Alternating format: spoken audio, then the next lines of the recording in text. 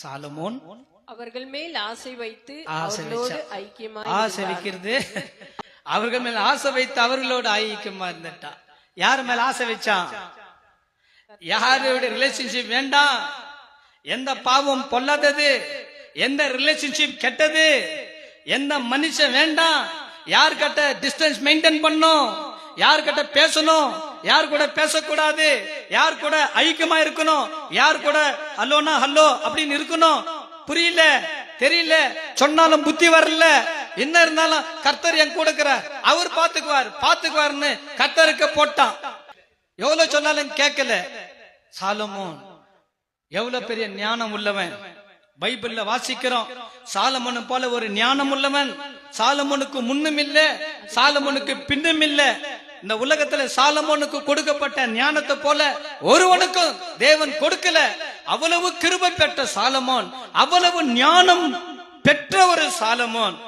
இப்போ தேவன் எந்த காரியத்தை, எந்த நட்பை, எந்த உலக பிரகாரமான உறவை வேண்டாம் என்று சொன்னாரோ அந்த உறவு, அந்த பாவம், அந்த சத்துரு மேல இவனுக்கு ஆசை வந்துச்சு.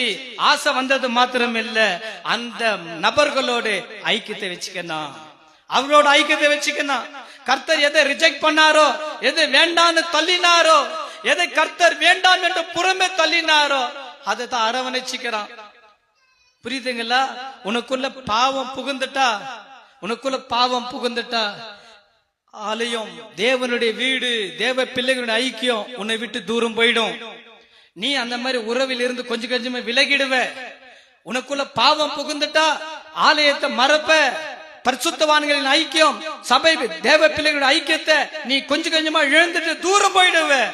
உனக்குள்ள தேவனை குறித்தான பக்தி, ஆசை, வாஞ்ச, பரிசுத்தம், தாகம், உனக்குள்ள உண்மையான வேதத்தின் அறிவு, வேதத்தின் மேல இருக்கிற வாஞ்ச அதிகரிச்சா தேவனோடு, தேவ சபையோடு, தேவ பிள்ளைகளோடு, தேவ ஊழியக்காரர்களோடு உன் ஐக்கியத்தை நீ விரும்புவ. உன் ஐக்கியத்தை விரும்புவ. உன் இருதயம் எதனால நிரப்பப்படுகிறதோ அவைகளினால நீ ஈர்க்கப்படுவாய். உன் இருதயம் எதை மேல அதிகமாக ஆசை கொள்ளுகிறதோ அதனால நீ அதிகமாக இழுக்கப்பட்டு நீ சோதிக்கப்படுவாய்.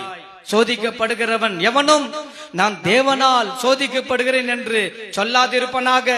சோதிக்கப்படுகிற எவனும் தன் தன் மாம்ச இச்சையினால் இழுப்புண்டு சோதிக்கப்படுகிறான்.